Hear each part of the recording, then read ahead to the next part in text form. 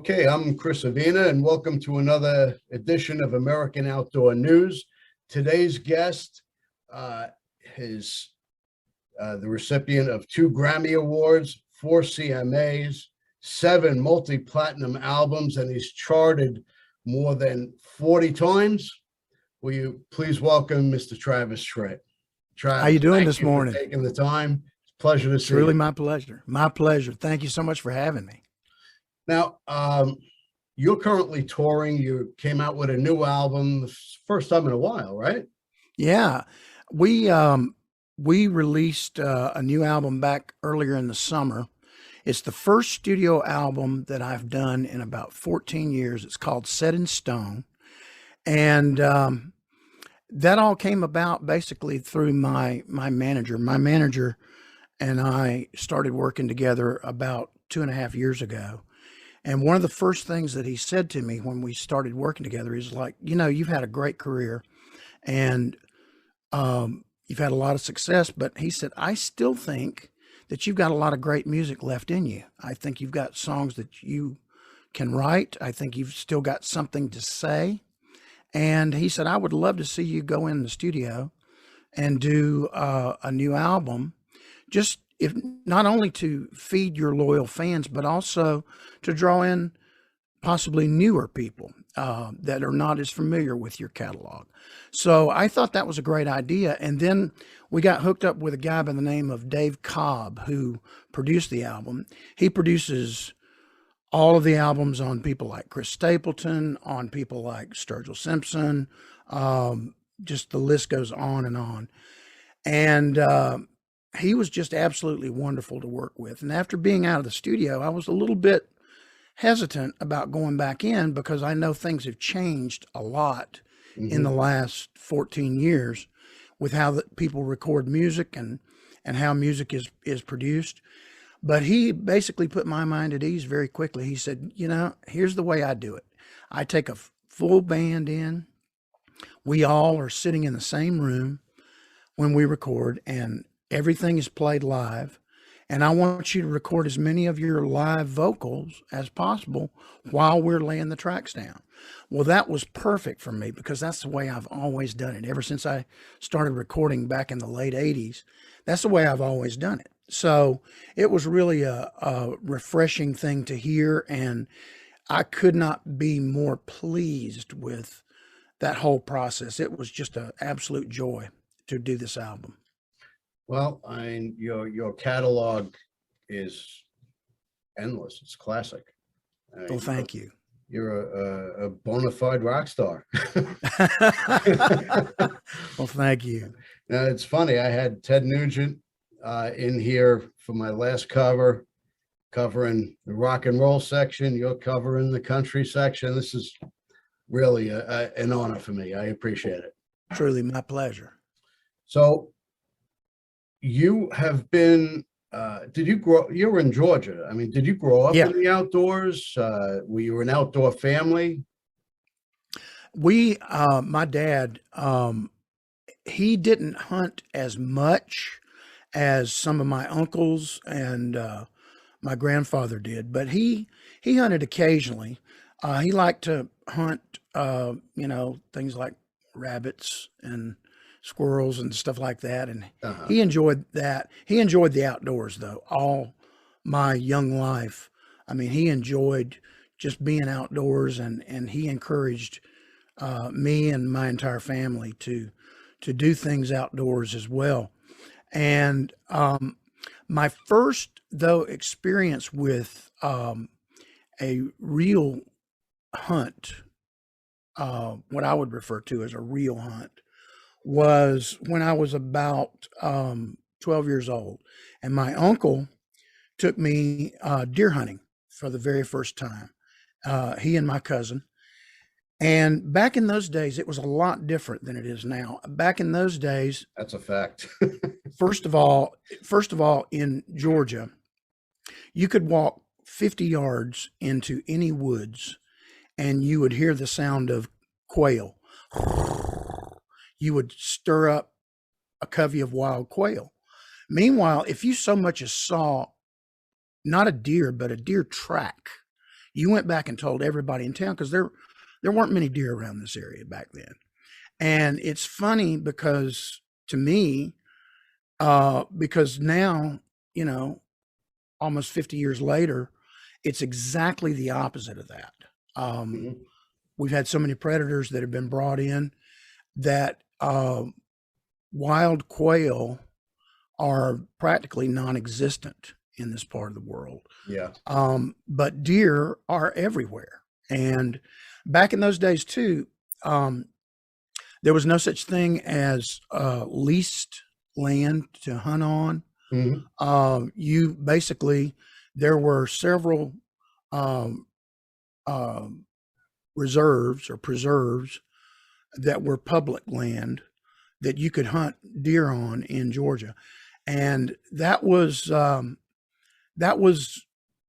obviously it came to be kind of a dangerous situation in some cases because you never knew exactly who was in the woods with you. So once we started um, seeing more deer and also having more leased land come available to us where you could go in and go on a lease with a small group of hunters, all people that you knew and Mhm. that you trusted in the woods. That became really kind of an eye-opening experience for me as far as deer hunting was concerned, because it changed the whole face of it and it made it a lot more enjoyable. Plus, back in those days too, there was no such thing as um, pre-built deer stands.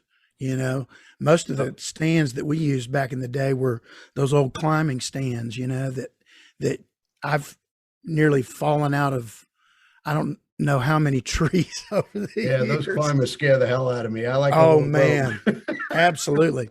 And plus, I've frozen my ass off. You know, on numerous deer stands. So there came a point, probably about um, probably about 20, 25 years ago, where I just basically just lost interest in deer hunting at that particular time. And of course, I loved anything outdoors, hunting, fishing, any of that kind of stuff. I still wanted to do it, but I just wanted to find something that was a little bit more, um, something that I enjoyed a little bit more. And I was introduced by my father-in-law to upland bird hunting, Sure. quail. He actually ran a quail plantation down in Central Florida for years, and he invited me to come along and go on quail hunts with him and my brothers-in-law. And man, it was just like I enjoyed it, everything about it. I enjoyed the hunting, but more than anything else, I loved watching really good trained dogs work in the field. That Yeah, was just a thrill for me, and that's it an art. still is, absolutely. So I got started with that, and then later on, I started. Hank Williams Jr. actually took me on my first turkey hunt many years ago, and I was hooked immediately on that. Loved to turkey hunt. Yeah. Shortly thereafter, a good friend of mine, who is an avid hunter, took me on my first duck hunt up in Missouri, uh, very close to the Mississippi River. And I was hooked on that as well. Went on pheasant hunts with him as well in South Dakota for every single year for probably the last 10 or 12 years. I've been in South Dakota for opening day of pheasant season. It's just something that I really, really enjoy. So all of those different types of hunting. And of course, I do wild boar hunting, and I had the privilege a few years ago to go to South Africa and hunt plains game there That's with my exciting. wife. Yeah, my wife was actually born in Nairobi, Oh, and wow. yeah, her father was ex-Green Beret, and when he left the armed forces after Vietnam, he and uh, my wife's uncle, they moved to Africa to pour concrete for all of the runways, for all of the airports in all over South Africa, Wow. um, Botswana, Nairobi, um, everywhere that you can think of across the continent of Africa.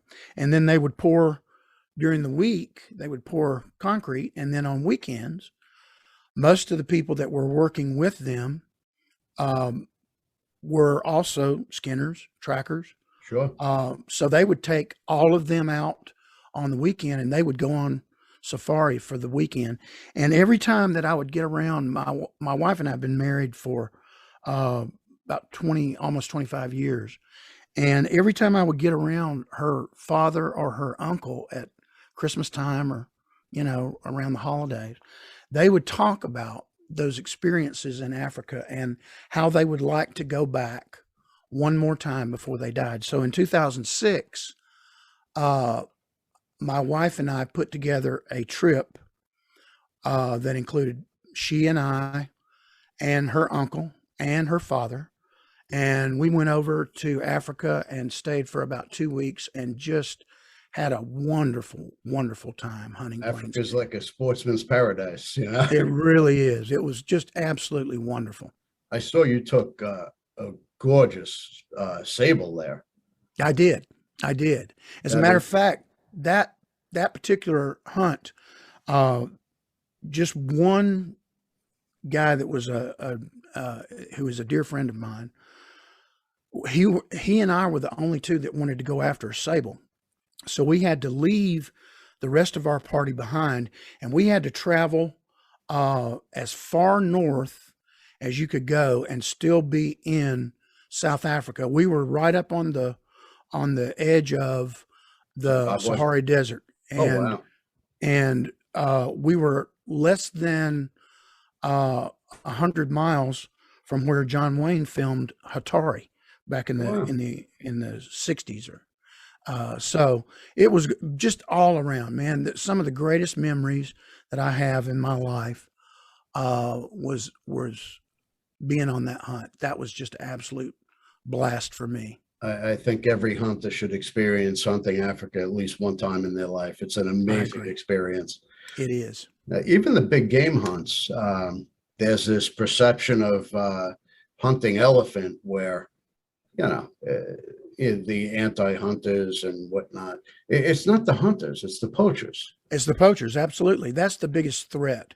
I mean, obviously, in any economy, the amount of money that hunters put into the economy to go over there and be able to hunt these animals, and also the fact that they are very limited on the amount of animals that they are able to harvest.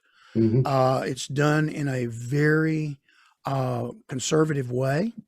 And so the biggest threat is not from the hunters, the hunting society. The biggest threat is from poachers, because poachers come in and they don't care. They don't have a limit on how many animals they No, kill. they're not worried about a license. They're just coming in and killing and Ab- taking the tusks. And, you know, Absolutely. it's funny because people don't realize that um, one elephant will feed hundreds of people. And Absolutely.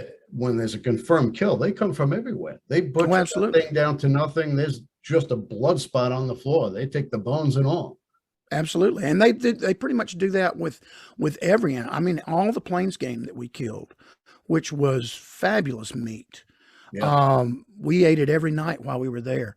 But everything that we took in, there was a large portion of that we just donated to the local folks there. And once again, they were extremely appreciative because they um, that is a very poor continent. Yeah. And these people, they really appreciated not only the financial assistance that hunting provides for them, but also the meat that it provides. It feeds a The lot of people nutrition and there. sustenance. That's true. 100%. You know what bothered 100%. me? About a year or so ago, I saw them burning. They confiscated a large amount of ivory, and Hmm. they burned thousands of pounds of elephant ivory. Why not put Such a that out to waste. the marketplace?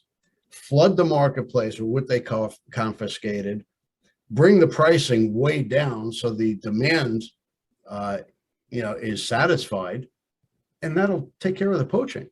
It just seems like a huge waste to me. I mean, for any animals to be, I've always believed in eating what I kill, I agree. and I've always believed in um, trying to do everything in my power to make sure that not only that we're able to go in and pay for our licenses and pay for all the different things to help the build up the environment for these animals to thrive in, but also to give us an opportunity to teach people about the conservation of the Mhm. land, so that these animals can thrive, and that there will be hunting for generations to come. I mean, that is primarily I think every hunter that I've ever met. That's primarily their take on things, and Mhm. they're some of the best environmentalists, I think, in the world, because they love the land.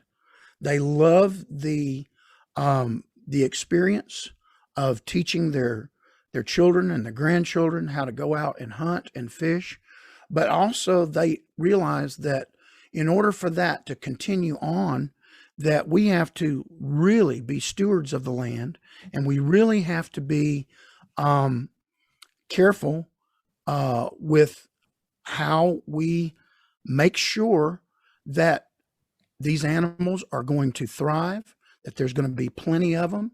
Uh, we are all very, very conscious of that, and I think that's one of the things that's probably the most misunderstood about hunters in general. Well, that's the, part of the Pittman-Robertson Act. That's a Hmm. self-imposed tax. Sure. Every gun, every license, every round of ammunition, there's a self-imposed tax that goes directly towards conservation. 100%. And that's one of the reasons why I have never begrudged a single dollar that I have spent for a hunting license in my entire life, because I know where that money is going. Sure. And it's going back into the environment, it's going back into conservation, it's going back into making sure that we are protecting the land and taking care of the land so that we can pass this wonderful experience of hunting down to our kids and our grandchildren for generations to come. So at what age did you introduce your kids to the outdoors and hunting? From the very beginning, I live on a 75-acre farm in Georgia, and I bought it in 1992. And my wife and I met in 1995, and so we started having our first child was born in 1997, and we um, I wanted to make sure that all of the things that I loved that I could do on my own property without ever having to leave. So I had when I first bought the property, there was a small little pond about maybe, I don't know, an acre and a half. It was about 6 inches deep. It was full of water moccasins and turtles. And so we came in and we dredged it out, and we stocked it, and we made it bigger. We made it about 3.5 acres, and we stocked it with largemouth bass, channel catfish, and Wow. bluegill. And so anytime I wanted to, I could go out and start, cast a line and go fishing. And I basically started teaching my children, all three of them, how to do that, and teaching them a love for that, um, from the time they were just toddlers. And Sure. they've all grown up, um, enjoying that. They've enjoyed, going out, and we'll do clay shooting, in our back pasture. That's always fun. Yeah, it's always great. But getting them, um, to love the land and to love the outdoors as much as I do, and in love, and also the love for all shooting sports, all hunting, all fishing, all those different things. So they've all been taught that, from a very, very early age. And it wasn't just me. I mean, my wife, obviously, growing up as her father being an avid hunter, avid fisherman. So she grew up in that same type of environment. All her family did as well. Does she hunt as So, well? oh yes, absolutely. Yeah, she went with me. As a matter of fact, I hate to even talk about it because I think she might be a better shot than me. When we went to Africa together, she was she was unbelievable. Just in fantastic, fantastic shot. So You yeah, she know, hunts. I think inherently women are better shots Yeah, because they have more focus than we do. I think Uh, so. they're more teachable. They'll sit and listen to Yes, instructions. Guys have egos. exactly. You know, Exactly. I Exactly. can't learn anything from you. I already know how to shoot. Well, you know, Exactly. I've been hunting with a lot of women and they outshot me, and I'm not embarrassed to admit it. No, absolutely. Me either. The fact is that uh, us guys have a serious problem sometimes taking instructions. That's why we tear the instructions up on anything we're trying to put together. Whether it be a new outdoor grill or Yep. whatever it may be. So this is It's left like, over oh no, parts. we Don't don't need worry about it. don't need these Extra. instructions, man. Throw those away. I got this. It's funny. Fact. Uh, True. That's a fact. Now, do you train your own dogs or do you just use the outfitters dogs? We use the outfitters dogs. My oldest son, um, uh, got a chocolate lab puppy about 3 years ago, and he has been doing a little bit of training with that dog.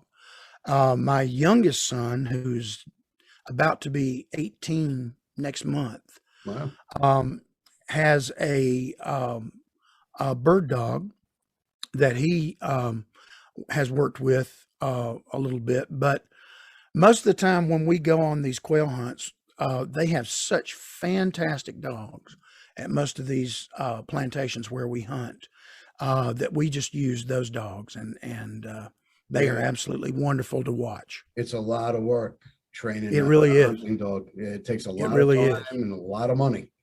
Exactly. Exactly. So basically for you, if it's flying, it's dying.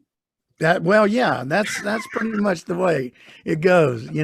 And we, like I said, we love, I mean, all of my children, man, bacon wrapped quail, done on a smoker is probably one of the things that they love the most. They love, obviously, pheasant. They eat all kinds of wild game. They love it. Deer. They love venison. Bacon Uh, makes everything taste better. Absolutely. Man, you can wrap shoe leather in bacon and it would taste good. Well, we have a But cooking section in the magazine. So if you or your boys want to send over a recipe, I'll be happy to absolutely. use that as well. You bet. Absolutely. I'll be glad to do that. Now, I'm gonna throw a date out to you and let me know what that date means to you. Uh, August 14th, 1875. August 14th, 1875. Has to do with something you owned. August 14th, 1875. Man, I'm stumped. you owned a hunting cabin uh, that you sold, um, and it was haunted. Yes. Yeah. But that wasn't 1875. Oh no? No, My no, that research hunting is cabin. faulty. No, yeah, that cabin was actually, it was up in North Georgia Uh-huh. on a lake up there. And it was about 8 years old when I bought it. Um, it was, and it wasn't a hunting cabin. It was just like um, uh, basically a recreational cabin. Uh-huh. This particular lake up in North Georgia, most of the people that go up there, they have like second homes all around the lake. It's not a huge lake, but it's got about 300 something miles of shoreline, and most of the people that go up there that have those houses or cabins or log homes or whatever around the lake, they just use those primarily for recreation during the summertime. So yeah, but it was definitely haunted. And I was one of those that really didn't believe in that sort of thing too much, but that particular cabin made a believer out of out of me. My cousin bought a plantation in Alabama, Uh-huh. and same thing. He swears it's haunted. He's had a median on the property, and um, it turns out that one of the uh, ghosts, I guess you call him, Hmm. a former slave from the Hmm. plantation, and a young girl who lived on the plantation. So he Yeah. he would tell me some amazing stories. I'm like, oh, Oh yeah. It's I don't know it's if I want to live there. yeah. Yeah. It was just, and I've had people that have asked me because I sold that uh, log home a few years ago, and they asked me, "Well, did you sell it because of the haunting?" And actually, no, because for the last few years, just prior to selling it, um, the paranormal activity had really almost stopped completely. But it was one of those things where I stay on the road so much and so busy, and obviously the summer months are the busiest time for me. So we were basically finding out that I was only available to go up there like, 4 or 5 days a year. Wow, it's So not it a lot. wasn't something that we didn't get a chance to use very often. Um, so we ended up letting it go. But, the more that's been several years ago, and the more time that I spend um, without having that place up there, because the lake is just absolutely beautiful. Yeah. The more I'm thinking that maybe someday, who knows, maybe someday I may buy another place up there. Well, it's always more relaxing. There's something about the tranquility of being out in the woods or on the lake. 100%. Or I just lost my Yes. place. We had a club up in New York. We leased 600 acres on a nice big lake, 60-acre lake. Uh, the owner just sold the property. We were there 20 years. So Oh, we wow. sold it for 2 million. And Yeah. we weren't going to come up with $2 million to buy the Yeah. property. I don't even want to Exactly. stay in New York anymore. Exactly. I understand. I understand completely. But I have a gun question for you. Uh, Sure. what does the Second Amendment mean to you? The Second Amendment means, first of all, that we are able to own the guns uh, that we use for all of the hunting that we do. And above and beyond that, I think everybody should have the God-given right to be able to protect themselves, defend themselves, against um, any kind of intruder or anyone that would be a threat, possibly do harm to you or your family, Mhm. and also against tyranny. I mean, that was. I look at what's going on in Australia right now, and I seriously doubt that any of the experiences that they're having there with the government basically just overreaching and all these government draconian rules of basically keeping people locked up in their houses, and people don't have the opportunity to fight back anymore because years ago they gave up their guns in Australia, and I think Yeah. that's one of the biggest reasons why they're seeing their country being overrun, and they're defenseless against that. Yeah. The general public is defenseless against that. So the Second Amendment was put in place, obviously, to protect people against tyrannical government and give them the opportunity to be able to fight back. And that's how this country was founded. And it's, once again, it's something that we absolutely have to preserve in order to protect our freedom and our way of life and our families. Well, this administration is coming after our Second Amendment right pretty hard. But in my opinion, Joe Biden forfeited that right when he equipped the Taliban with over 600,000 small arms, armored vehicles, Black Hawk helicopters, planes. He basically fully equipped their army. So to me, he forfeited that right to try and question our right to bear arms. Well, think about this. This administration has basically said by their actions that it's okay for the Taliban to have all of these armored vehicles and all of these guns and all these different things, but your local police departments can't have them. Yep. And that is absolutely completely backwards. It's I just don't understand the mentality behind it. But once again, if we're going to continue to have a country, the United States has got to preserve our freedoms, all the freedoms that were not given to us by government, but they were given to us by God. Yep. And they are documented in the Constitution and the Bill of Rights. And so, once again, we have to stand strong, and we have to fight back any kind of tyranny that would take those rights and those freedoms away from us. 100%. Well, in closing, I want to thank you from the bottom of my heart for bringing the Eagles back together. Man, Can you tell me a little bit about that?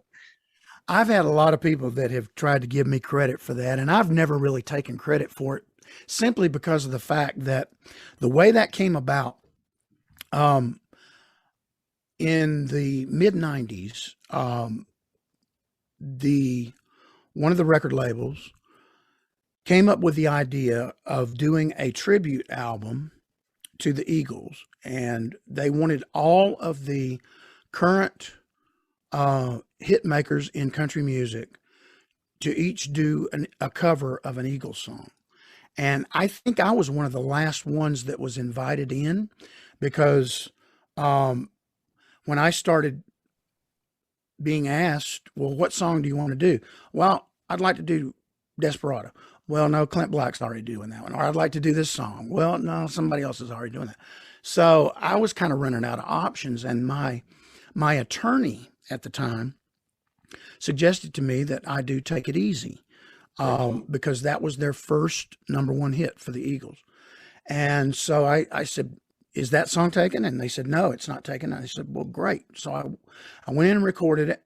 And then a few months later, they sent me the entire album. And I sat and listened to it and just thought, man, everybody's performance on this album was just so great. And the thing that was special to me about it was the fact that the Eagles had become the soundtrack of my life. The first time I did a lot of things in my life, the first time I ever drove my father's car without him being with me, the first time that I ever went on a date, first time I ever kissed a girl, there was Eagles music playing in the background. And so it became literally like the soundtrack of my life. And so after we completed the album, I get a call one day from the Eagles management office. And they said, hey, we're going to do, we want your single to be the first single off of this album.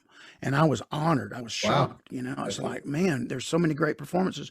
And they said, we want you to be the first.